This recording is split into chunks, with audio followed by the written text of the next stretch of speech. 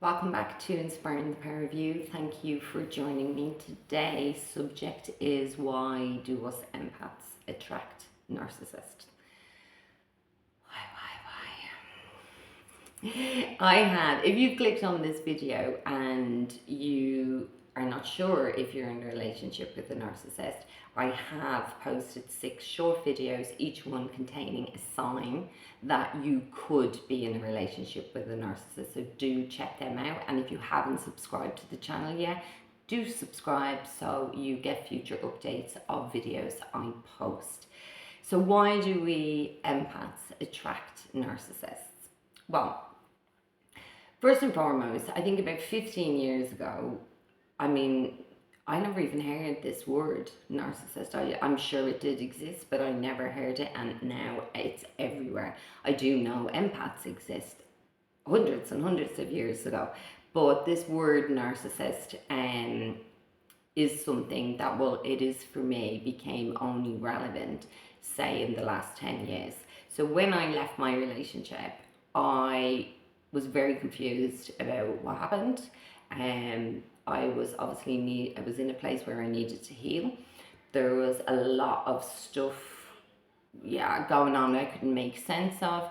And as the person I am, I dive straight in. I go looking for the answers. And I've always been like that. So that's kind of what I do when life gives me something that I don't understand. So in that, a lot of stuff made a lot of sense, and everything related back to this word narcissist and the traits of what that person does. And before that, I would have not known what it was. I think for me anyway, when we talked about abuse years ago, it was you were hit by somebody, you were raped by somebody, maybe bullied by somebody. These kind of things were abuse. And the psychological and emotional and mental side of abuse was not really spoken about at all. And now it's spoken about completely, and it's very, very relevant, because the mind is super powerful. And when somebody's trying to mess with you in that way, it is very, very damaging. So why do we attract these type of people? I don't want to be labeling everybody in a toxic situation as a narcissist, but just remember that when I'm talking about a narcissist, the traits of what they do, hence the psychological damage, the mental and emotional abuse, is the traits of a narcissist, and that then is why we relate to it in that way. Why do we attract them? So why do empaths attract them more than why, like, normal people who aren't empaths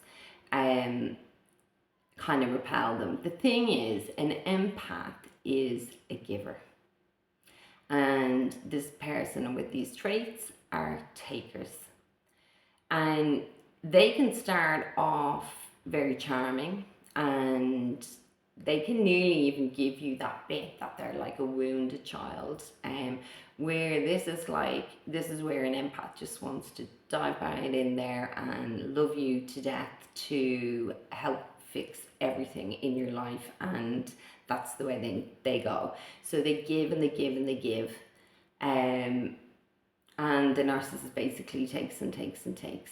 And this is where it becomes a real, I would just say, total draining relationship and experience in an empath's life.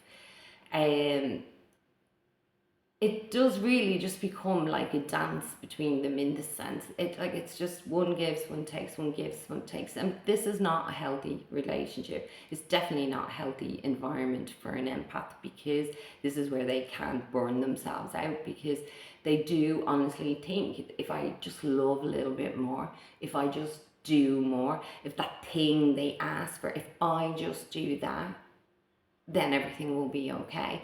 And that's not how it works. They just keep taking and taking and taking. So if you are in a relationship at the moment and are kind of thinking, yeah, this is what's happening in my relationship,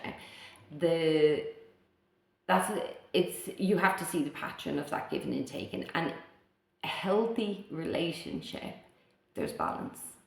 In a healthy relationship, there's balance. There is, someone gives, someone receives, and they give back, and there's a balance in it, and that doesn't happen with a narcissist. So we do not want to attract another one of these relationships. So in that, how can we, because this is the biggest thing, this is the one biggest reason we attract them. Why we stay there is how all the abuse starts, and that's a topic for another video. But that's when that's where your self-worth and everything has started to get broken down, and that's how you can stay in there. And we don't want to be staying in these relationships long, because they can do a lot of damage.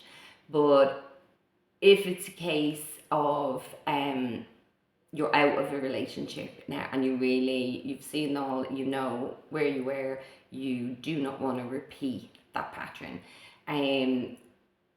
what can we do? What can we do to not attract this person again, or this type of person again? There is three simple things. They're not simple maybe to do, but there is three simple things where you have to, if you focus on them, you will not attract the same sort of character into your love life again. And that is, get good at setting boundaries. What you will accept and what you will not accept. Get good at putting down boundaries.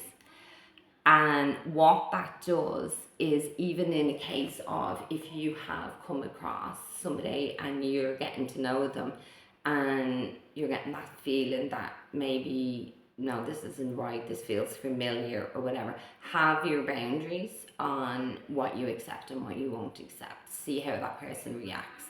Because more times than not, a narcissist wants control. And if you were telling them, no, I wouldn't accept that, or this is the way I live my life, and this is the way I want to be, or whatever it is, you will definitely see a red flag from these people straight away. The second one is, if you got out of a relationship with a narcissist, or you're in one right now, work on your self-worth, because that is a thing they will try and break on you. And if you have been in one, you are most likely, your self-worth will be low. So yeah, that's 100%. You work on that, and you will automatically repel these type of people.